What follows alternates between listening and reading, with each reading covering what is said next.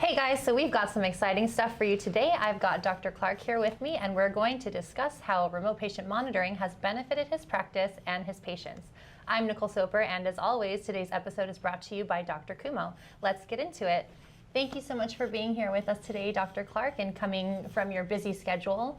What were some of the reasons you adopted remote patient monitoring to your practice? Remote patient monitoring helps me make better clinical decisions. Very often patients will have high blood pressure when they come into the office. And then you talk to them and they say, oh, but I take my pressures at home, they're all very good. And I ask them to show me their records, they don't have them. Or whatever they have, you can't really be sure how accurate that is. So this type of program makes it much better for me to know what's going on with my patients. And it improves the patient's compliance. That's really what I would like to see. Not only with blood pressure, but with several other issues that can be monitored at home.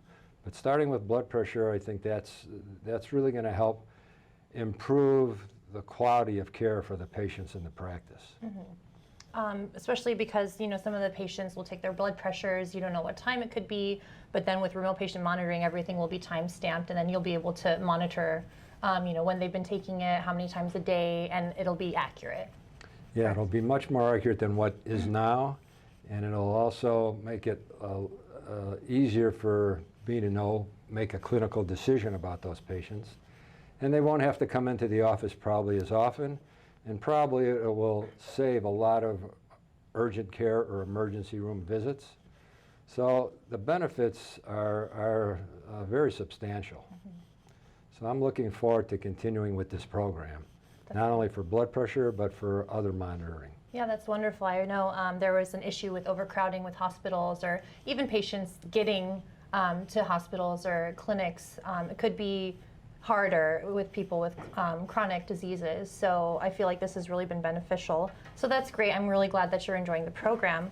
For someone who doesn't have remote patient monitoring, there's certain obstacles why they don't want it in their practice. Is there any insight you could give someone like that who's kind of hesitant to have that technology? Well, I'm not sure why they wouldn't want it, because it makes their life easier. It makes their decision process obviously more accurate. And it really helps with compliance with all their patients. That's the biggest problem, especially with blood pressure, because blood pressure is variable, and it's hard. You can't make a very informed decision with one office blood pressure. In fact, lots of studies have shown that the home blood pressure monitoring is a better way to judge whether your medications are effective or not. So I don't know why anyone would really object to that. The only problem I see sometimes, the patients get a lot of calls these days. They don't know who's calling them or what's going on. So once it's explained to them that this is coming from my office, then there's no problem. And the results are important and they're beneficial.